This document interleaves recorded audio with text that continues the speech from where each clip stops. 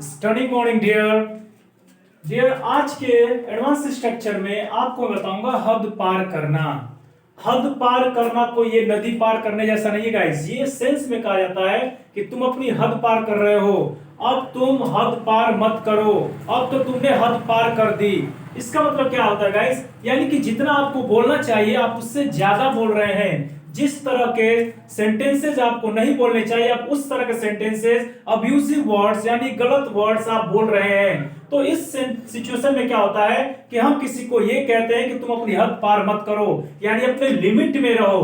तो गाइस आ गया ना यहाँ पे लिमिट। तो हद पार करने का मतलब होता है गाइस क्रॉस लिमिट। और यहाँ पे बीच में आपको मैं एक चीज बता दूं, ध्यान से समझिएगा। इसको बोलते हैं पजेसिव एडजेक्टिव। जी हाँ, पजेसिव एडजेक्टिव। एक आध बार वीडियो में मैंने इसके बारे में जिक्र किया है, फिर भी बता देता हूं। पजेसिव एडजेक्टिव का मतलब होता है जो अपना दिखाते हैं, अधिकार दिखाते हैं, जो पोजीशन को दिखाते हैं। यानी कि जैसे माई पेन, तो माई क्या हुआ पजेसिव एडजेक्टिव। योर पेन, तो योर क्या हुआ पजेसिव एडजेक्टिव। उसी तरह से my, your, our, their, his, हर।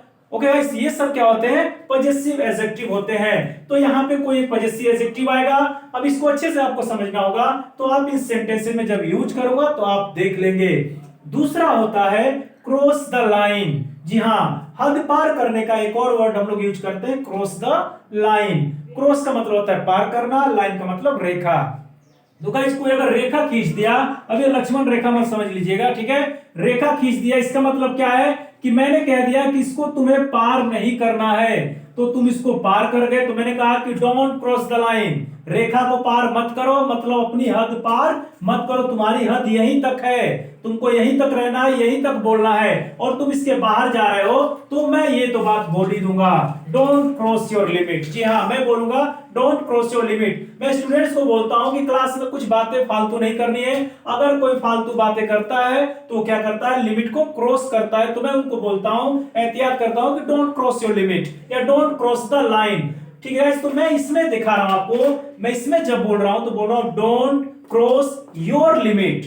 यही योर है पजेसिव एडजेक्टिव। जी हाँ, डोंट क्रॉस योर लिमिट। और यहां पे मैं सिर्फ बोल रहा हूं डोंट क्रॉस द लाइन। यहां पर पजेसिव एडजेक्टिव की जगह मैं द का यूज कर दिया हूं। लाइन से पहले द का, क्रॉस द लाइन का यूज हम लोग करते हैं बोलते वक्त। आप ये भी कह सकते हैं डोंट क्रॉस योर लाइन, पर ये अच्छा नहीं लगता बोलने में। ये स्पोकन में नेटिव ऐसा नहीं बोलते।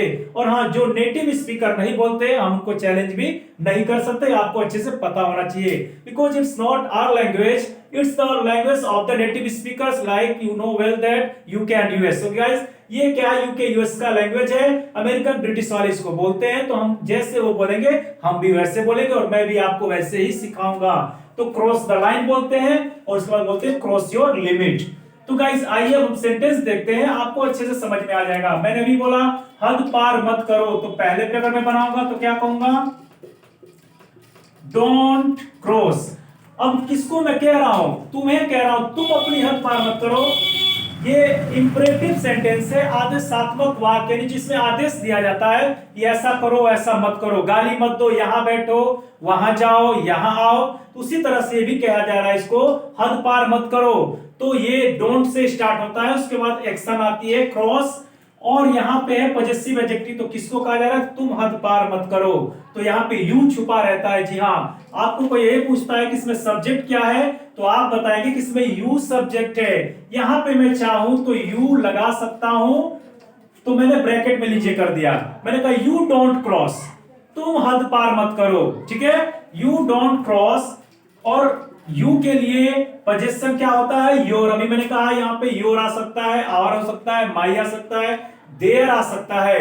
तो यहाँ पे यू था, हमेशा ही यू रहेगा। एक बात आप नोट कर लीजिएगा, हमेशा इंपरेटिव सेंटेंस में यू सब्जेक्ट छुपा रहता है, यू के बारे में ही बात की जाती है, सेकंड पर्सन। मैं कभी भी किसी से कुछ आदेश दूंगा तो कहूंगा यू गो फ्रॉम हियर, तुम यहां से जाओ। तो कोई ऐसे नहीं बोलता है, बोलता है कि go from here, come here, get out from here. आपने सुना होगा। तो किसको कहता है, सेकंड पर्सन को, जो उसके सामने रहता है, यानी यू।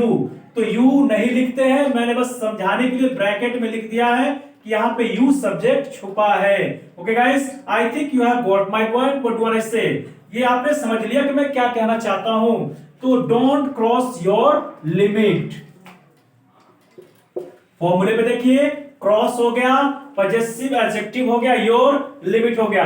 दूसरे पे भी आप बना सकते हैं, तो लीजिए दूसरे पे भी मैं बना के दिखा रहा हूं आपको। डोंट क्रॉस, अब यहां पे पजेसिव एडजेक्टिव का यूज हम नहीं करेंगे, जरूरत नहीं होता है इस लाइन वाले में, तो सिर्फ बोल देंगे don't cross the line. Okay guys, अब आप ये सोच रहे होंगे कि यहाँ पे योर नहीं लिखे तो क्या सही नहीं है? हो सकता है, क्योंकि यू के बारे में ही कहा जा रहा है, तो जब यू यहाँ पे हाइड कर सकते हैं, नहीं बोलने की जरूरत है, तो ये भी नहीं बोलेंगे। पर हाँ, स्पोकन में क्या होता है, इससे बोला जाता है, ये रिदम में ऐसा ही है, ये ट्रेंड में है, इसलिए हम इसको बोलेंगे। ये भी ट्रेंड में ऐसे बोला जाता है, इसलिए हम भी ऐसे ही यूज करेंगे। We can challenge to native speaker guys. Okay, so आइए दूसरा तरीका देखते हैं, दूसरा सेंटेंस। अब तुम अपनी हद पार कर रहे हो। सपोज आप किसी से बात कर रहे हैं और बात में क्या हो गया, झगड़ा हो गया, तो अब वो क्या बोला, अब्यूजिव लैंग्वेज यूज करने लगा, मतलब गाली शब्द वाला यूज करने लगा वो। तो आप क्या बोलेंगे, अब तुम अपनी हद पार कर रहे हो, यानी तुम अब लिमिट से बाहर जा रहे हो, अपने लाइन से बाहर जा रहे हो। तो कैसे कहेंगे, अब तुम अपनी हद पार कर रहे हो, रहा है, कई बार बता चुका हूं मैं, आप भी जानते होंगे।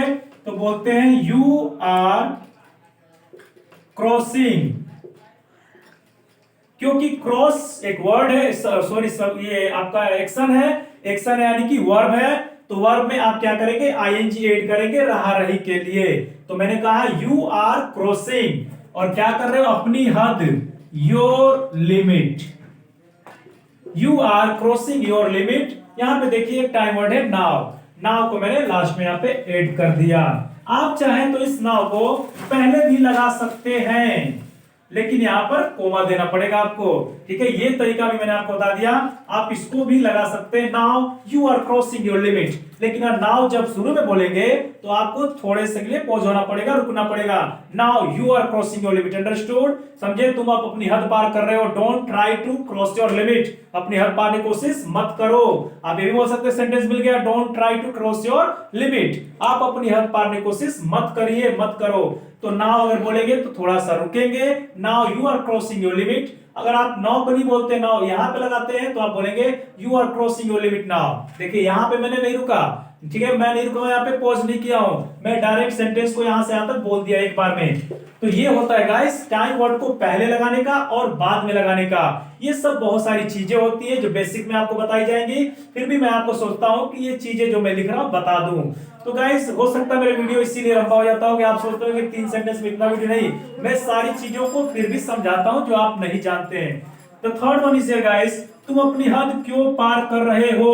अब देखिए गाइस यहाँ पे क्या गया, क्यों, सवाल उठ रहा है वाई से, तो सवाल जिससे उठता है उसको हम पहले लाते हैं, that is called WH words, WH family member, इसको हम उठाकर पहले लाते हैं। वाई हो गया, अब रहे हो फिर से रहा रही आ गया, तो इज एम आर, और किसके लिए आया सब्जेक्ट, तुम, तो यू के लिए क्या लगता है, आर, जैसे यहां पे लगा यू के लिए आर। तो यहां पर हम आर को पहले लिखेंगे, क्योंकि हम इंटरोगेटिव बना रहे हैं, क्वेश्चन पूछ रहे हैं, तो वाई आर का यूज करेंगे। Why are you, why are you हद पार कर रहे हो, why are you crossing your limit, why are you crossing your limit, तुम अपनी हद क्यों पार कर रहे हो, why are you crossing your limit. तो गाइज आप ये सवाल भी पूछ सकते हैं, मान के चलिए कि कोई बच्चे आपस में लड़ रहे हैं, या फिर कोई बड़े से लड़ रहा है और वो बड़े को गाली गलौज पे उतर गया, तो क्या बोलते हैं, तुम क्यों अपनी हद पार कर रहे हो, तुम्हें ऐसे नहीं बात करना चाहिए।